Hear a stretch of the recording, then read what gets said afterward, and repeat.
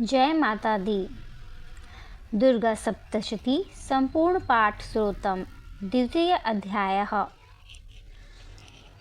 देवताओं के तेज से देवी का प्रादुर्भाव और महिषासुर की सेना का वध। ओम। मध्यम चरित्र के विष्णु ऋषि, महालक्ष्मी देवता, उष्णिक छंद, शाकंभरी शक्ति, दुर्गा बीज, वायु तत्व और यजुर्वेद स्वरूप हैं। श्री महालक्ष्मी की प्रसन्नता के लिए मध्यम चरित्र के पाठ में इसका विनियोग है।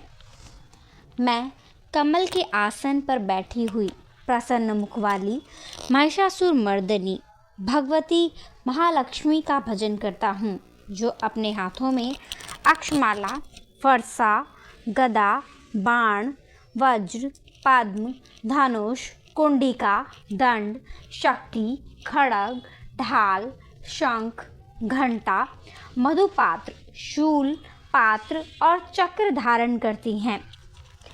ऋषि कहते हैं, पूर्व काल में देवताओं और असुरों में पूरे 100 वर्षों तक घोर संग्राम हुआ था। उसमें असुरों का स्वामी महिषासुर था और देवताओं के नायक इंद्र थे।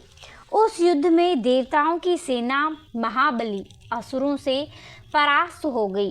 संपूर्ण देवताओं को जीतकर महिषासुर इंद्र बन बैठा। तब पराजित देवता प्रजापति ब्रह्मा जी को आगे करके उस स्थान पर गए जहां भगवान शंकर और विष्णु विराजमान थे। देवताओं ने महिषासुर के पराक्रम तथा अपनी पराजय का यथावत वृत्तांत उन दोनों देवेश्वरों से विस्तार पूर्वक कह सुनाया। वे बोले, भगवान महिषासुर सूर्य, इंद्र, अग्नि, वायु, चंद्रमा, यम, वरुण तथा अन्य देवताओं के भी अधिकार छीनकर स्वयं ही सबका अधिष्ठाता बना बैठा है। उस दुरात्मा महिष ने समस्त देवताओं को स्वर्ग से निकाल दिया है। अब वे मनुष्यों की भांति पृथ्वी पर विचरते हैं। दैत्यों की यह सारी करतूत हमने आप लोगों से कह सुनाई। अब हम आपकी ही शरण में आए हैं। उसके वध का कोई उपाय सोचिए। इस प्रकार देवताओं के वचन सुनकर भगवान विष्णु और शिव ने दैत्यों पर बड़ा क्रोध किया। उनकी भौहें तन गईं और मुंह टेढ़ा हो गया। तब अत्यंत कोप में भरे हुए चक्रपाणि श्री विष्णु के मुख से एक महान तेज प्रकट हुआ। इसी प्रकार ब्रह्मा, शंकर तथा इंद्र आदि अन्य देवताओं के शरीर से एक बड़ा भारी तेज निकला। वह सब मिलकर एक हो गया। महान तेज का वह पुंज जाज्वल्यमान पर्वत सा जान पड़ा। देवताओं ने देखा, वहां उसकी ज्वालाएं संपूर्ण दिशाओं में व्याप्त हो रही थीं। संपूर्ण देवताओं के शरीर से प्रकट हुए उस तेज की कहीं तुलना नहीं थी। एकत्रित होने पर वह एक नारी के रूप में परिणत हो गया और अपने प्रकाश से तीनों लोकों में व्याप्त जान पड़ा। भगवान शंकर का जो तेज था, उससे उस देवी का मुख प्रकट हुआ। यमराज के तेज से उसके सिर में बाल निकल आए। श्री विष्णु भगवान के तेज से उसकी भुजाएं उत्पन्न हुईं। चंद्रमा के तेज से दोनों स्तनों का और इंद्र के तेज से मध्य भाग का प्रादुर्भाव हुआ। वरुण के तेज से जंघा और पिंडली तथा पृथ्वी के तेज से नितंब भाग प्रकट हुआ। ब्रह्मा के तेज से दोनों चरण और सूर्य के तेज से उसकी उंगलियां हुईं। वसुओं के तेज से हाथों की उंगलियां और कुबेर के तेज से नासिका प्रकट हुई। उस देवी के दांत प्रजापति के तेज से और तीनों नेत्र अग्नि के तेज से प्रकट हुए थे। उसकी भौहें संध्या के और कान वायु के तेज से उत्पन्न हुए थे। इसी प्रकार अन्य देवताओं के तेज से उस कल्याणमयी देवी का आविर्भाव हुआ। तदनंतर समस्त देवताओं के तेज पुंज से प्रकट हुई देवी को देखकर महिषासुर के सताए हुए देवता बहुत प्रसन्न हुए। पिनाकधारी भगवान शंकर ने अपने शूल से एक शूल निकालकर उन्हें दिया। फिर भगवान विष्णु ने भी अपने चक्र से चक्र उत्पन्न करके भगवती को अर्पण किया। वरुण ने भी शंख भेंट किया। अग्नि ने उन्हें शक्ति दी। वायु ने धनुष तथा बाण से भरे हुए 2 तरकस प्रदान किए। सहस्त्र नेत्रों वाले देवराज इंद्र ने अपने वज्र से वज्र उत्पन्न करके दिया और ऐरावत हाथी से उतरकर 1 घंटा भी प्रदान किया। यमराज ने कालदंड से दंड, वरुण ने पाश, प्रजापति ने स्फटिक काक्ष की माला और ब्रह्मा जी ने कमंडलू भेंट किया। सूर्य ने देवी के समस्त रोमकूपों में अपनी किरणों का तेज भर दिया। काल ने उन्हें चमकती हुई ढाल और तलवार दी। क्षीर समुद्र ने उज्ज्वल हार तथा कभी जीर्ण न होने वाले 2 दिव्य वस्त्र भेंट किए। साथ ही उन्होंने दिव्य चूड़ामणि, 2 कुंडल, कड़े, उज्ज्वल अर्धचंद्र, सब बाहुओं के लिए कैयूर, दोनों चरणों के लिए निर्मल नूपुर, गले की सुंदर हसली और सब उंगलियों में पहनने के लिए रत्नों से बनी अंगूठियां भी दी। विश्वकर्मा ने उन्हें अत्यंत निर्मल फरसा भेंट किया। साथ ही अनेक प्रकार के अस्त्र और अभेद्य कवच भेंट किए।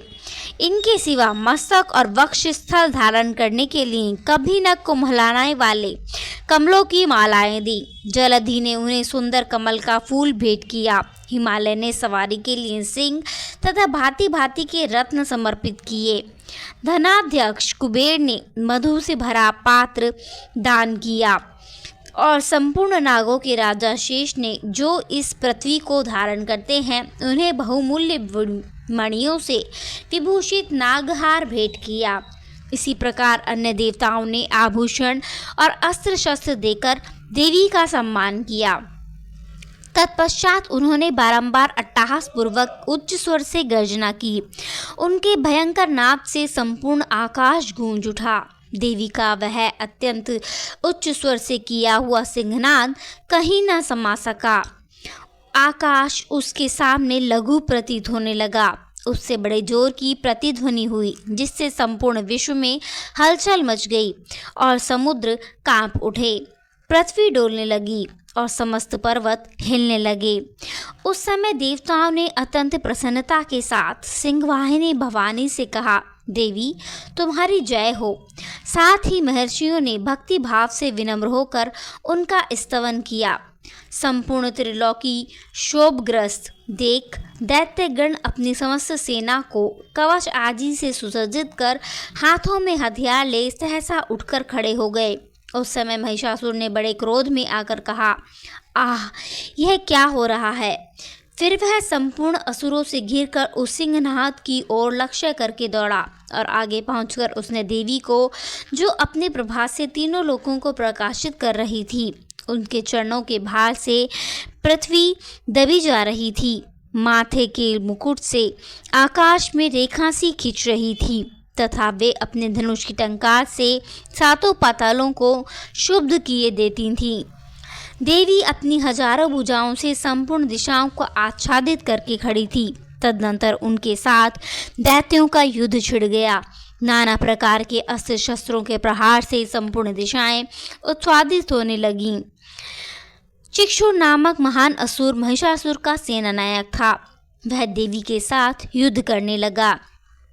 अन्य दैत्यों की चतुरंगिणी सेना साथ लेकर चामर भी लड़ने लगा। 60,000 रथियों के साथ आकर उदग्र नामक महादैत्य ने लोहा लिया। 1 करोड़ रथियों को साथ लेकर महाहनु नामक दैत्य युद्ध करने लगा, जिसके रोएं तलवार के समान तीखे थे। वह असीलोमा नामक दैत्य 5 करोड़ रथी सैनिकों सहित युद्ध में आ डटा। 60 लाख हाथियों से घिरा हुआ बाष्कल नामक दैत्य भी उस युद्ध भूमि में लड़ने लगा। परिवारित नामक राक्षस हाथी सवार और घुड़सवारों के अनेक दलों तथा 1 करोड़ रथियों की सेना लेकर युद्ध करने लगा। विडाल नामक दैत्य 5 अरब रथियों से घिरकर लोहा लेने लगा।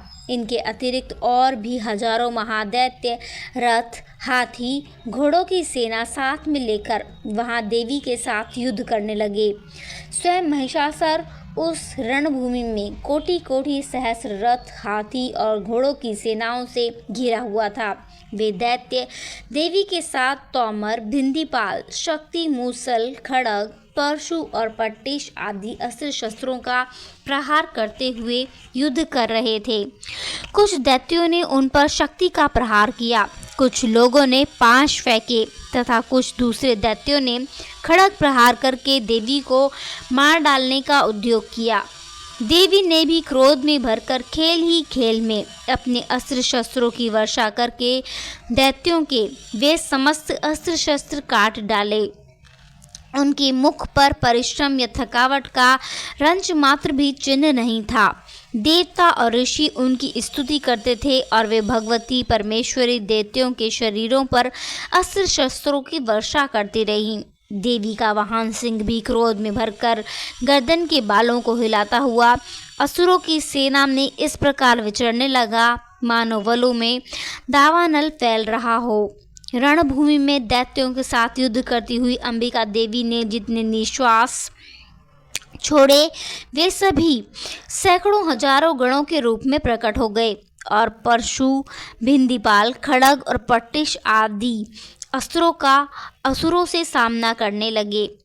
देवी की शक्ति से बढ़े हुए वे गण असुरों का नाश करते हुए नगाड़ा और शंख आदि बजाने लगे। उस संग्राम महोत्सव में कितने ही गण मृदंग बजा रहे थे। तदनंतर देवी ने त्रिशूल से, गदा से, शक्ति की वर्षा से और खड़ग आदि से सैकड़ों महादैत्यों का संहार कर डाला। कितनों को ही घंटे के भयंकर नाद से मूर्छित करके मार गिराया। बहुतेरे दैत्यों को पाश से बांधकर धरती पर घसीटा। कितने ही दैत्य उनकी तीखी तलवार की मार से दो दो टुकड़े हो गए। कितने की ही गदा की चोट से घायल होकर धरती पर सो गए। कितने ही मूसल की मार से अत्यंत आहत होकर रक्त वमन करने लगे। कुछ दैत्य शूल से छाती फट जाने के कारण पृथ्वी पर ढेर हो गए। उस रणांगन में बाण समूहों की दृष्टि से कितने ही असुरों की कमर टूट गई। बाज की तरह झपटने वाले देवी पीड़क दैत्यगण अपने प्राणों से हाथ धोने लगे। कितनों की ही बाहें छिन्न भिन्न हो गईं, कितनों की ही गर्दन कट गईं, कितने ही दैवियों के मस्तक कट कट कर गिरने लगे।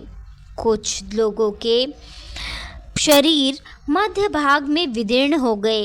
कितने ही महादैत्य जांघें कट जाने से पृथ्वी पर गिर पड़े और कितने ही देवी ने एक बाह, एक पैर और एक नेत्र वाले करके दो टुकड़ों में चीर डाला।